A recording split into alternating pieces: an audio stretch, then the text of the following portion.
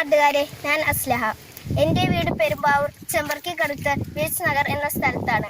ഞാനിവിടെ പറയാൻ പോകുന്നത് ഭാവിയിൽ നമ്മൾ അനുഭവിക്കാൻ പോകുന്ന വലിയൊരു വിപത്തിനെ കുറിച്ചാണ്.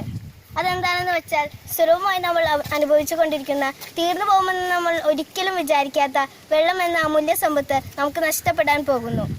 എൻ്റെ ഓമന ടീച്ചർ എന്നെ പഠിപ്പിച്ചത് ഉറച്ച മണ്ണിലാണ് വെള്ളം തങ്ങി നിൽക്കുന്നത് എന്നാണ്. അതിനെ സംരക്ഷിച്ചു നിർത്തുന്നത് മരങ്ങളും മലകളും ആണെന്നാണ്. ആ വെള്ളമാണ് നമ്മുടെ കിണറുകളിൽ ഉറവയായി വരുന്നതെന്നുമാണ്. ഇന്ന് എൻ്റെ കിണറിലെ വെള്ളം വറ്റി. അതിന് കാരണം വീടിന് തൊട്ടടുത്തുള്ള മലയിലെ മണ്ണെടുപ്പ് മൂലമാണെന്നാണ് എൻ്റെ വാപ്പി പറഞ്ഞത്. ഇതുപോലെ എൻ്റെ പല കൂട്ടുകാരുടെയും കിണറിൻ്റെ അവസ്ഥ വ്യത്യസ്തമല്ല. കാരണം ഏക്കറുകളോളമുള്ള ഈ ഭൂമിയിലെ മണ്ണെടുപ്പ് മൂലം താൽക്കാലികമായ ലാഭങ്ങൾക്ക് വേണ്ടി മനുഷ്യർ അധികാരികളുടെ ഒത്താശയോടെ ഈ മനോഹരമായ ഭൂമിയെ തുറന്നു തിന്നുകൊണ്ടിരിക്കുന്നു. ഇതിനെതിരെ പ്രതികരിക്കേണ്ട അധികാരികൾ പോലും മൗനസമ്മതം മൂളി ഈ പ്രവർത്തനങ്ങൾക്ക് കൂട്ടു നിൽക്കുമ്പോൾ അവരുടെ കണ്ണ് തുറപ്പിച്ച് നമ്മുടെ ജലസമ്പത്ത് സംരക്ഷിക്കേണ്ടത് നമ്മൾ ഏവരുടെയും ബാധ്യതയല്ലേ?